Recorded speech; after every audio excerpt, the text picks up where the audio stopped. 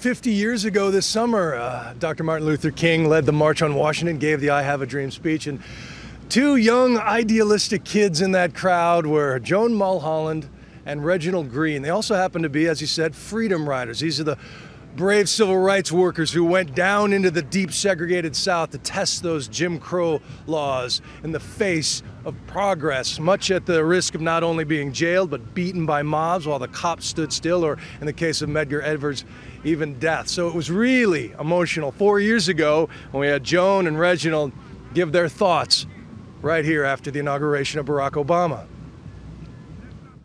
What are your thoughts? You were both here. You watched Dr. King speak right in front of this monument so many years ago, and Barack Obama just inaugurated. The magnitude of this event is in fact a culmination of a lot of sacrifice, struggle, commitment, and devotion to human dignity and worth.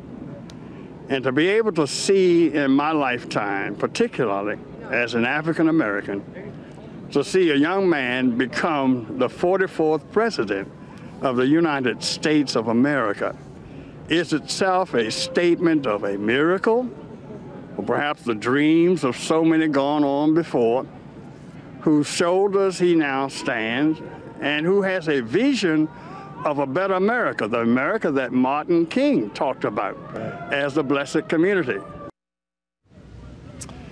Well, this picture was taken actually a couple months before Barack Obama was born, and I just can't get over the comparison then and now.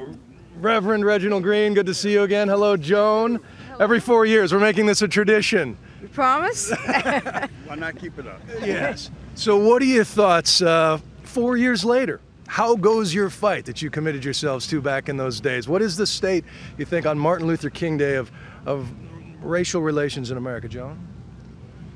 It's an ongoing struggle, but the fact that Obama could be elected again shows that the stone of hope came out of the mountain of despair that King spoke of, and there is hope.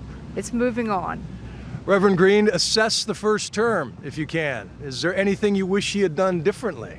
Well, I'm sure there are many things many of us wish he could have done differently, but we understood what he came into, all that he had to deal with, the economy, the housing crisis, the wars we were dealing with.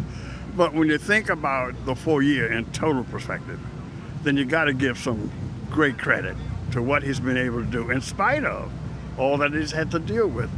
What I like to see, understand what's happened is I see this as a kind of unfolding drama, continuing with the Barack Obama, the President Obama legacy and work, to say that this country is at least moving towards that beloved community that Martin talked about, but at the same time still having much work to be done. So I give him great credit for what he's been able to achieve. And I know, Joan, you reacted strongly to the line in the speech talking about the lines at the polling places. That is yet another chapter in the struggle for that equality. Yes, and my state of Virginia was with the longest lines, I believe. And so the right to vote has to be more than a theory. It has to be a practical reality, and we're getting there. And was it as emotional today for both of you? For me, the emotional part was to see Mrs. Evers delivering the invocation. I mean, we look back at 63, 50 years ago as this great I Have a Dream speech and moment of joy, but it was truly a mountain of despair with the assassination of Medgar and the police dogs and fire hoses in Birmingham, and then just 2 weeks after the March on Washington, those 4 girls who died in the church bombing in Birmingham, and 2 months after that, the president was assassinated. We needed that stone of hope to carry us forward, but we mustn't forget the others, what it took to get us here.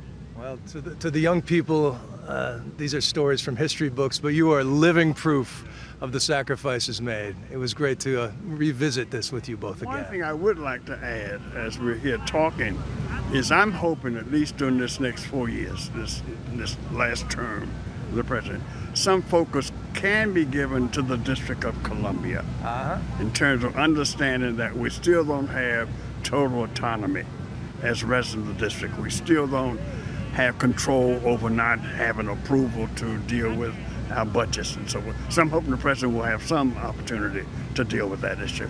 He used the taxation without representation plates on the parade route today. So always a cause to fight for. Reverend Green, Joan, thank you so much. Thank you. We'll see you in 4 years.